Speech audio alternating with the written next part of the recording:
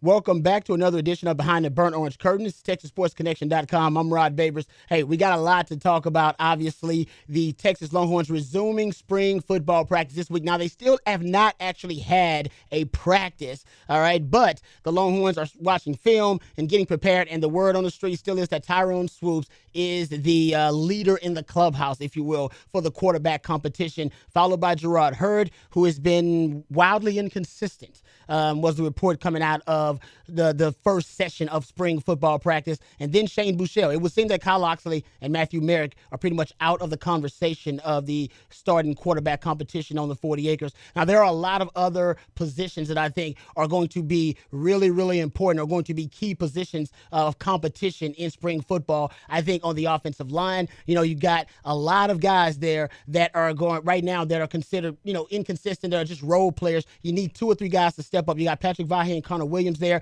and Zach Shackelford seems to be the leader in the competition for the center position, but he's a true freshman. You got Brandon Hodges, Kent Perkins. So they do have some stable pieces to build that offensive line with, but you do want one or two or three more of the guys to have a steady rotation to avoid injuries. That's also going to be the case at linebacker. You got a lot of talent there. Right now, Tim Cole is a starter along with Malik Jefferson, Nashawn Hughes, but you got guys like Anthony Wheeler, Brecken Hager. You're still waiting on a lot of guys to break out. The defensive backfield, that's going to be a competition at the safety position. Dylan Haynes, a lot of people have been very critical of Dylan Haynes, but he's getting better every year, and he's the guy back there that's making plays. Led the team in interceptions, or at least led the guys in secondary in interceptions last season. So you got Jason Hall, who I believe is going to be pushed. You got Brandon Jones, who's going to be pushing him. Deshaun Elliott, also another player who made some plays late last year in the secondary, going to be pushing for time at the safety position. And I think one of the key positions in the secondary that they got to figure out is the nickel. The nickel position may be the most important position on the defensive side of the ball in the Big 12, the pass-happy, spread-oriented Big 12.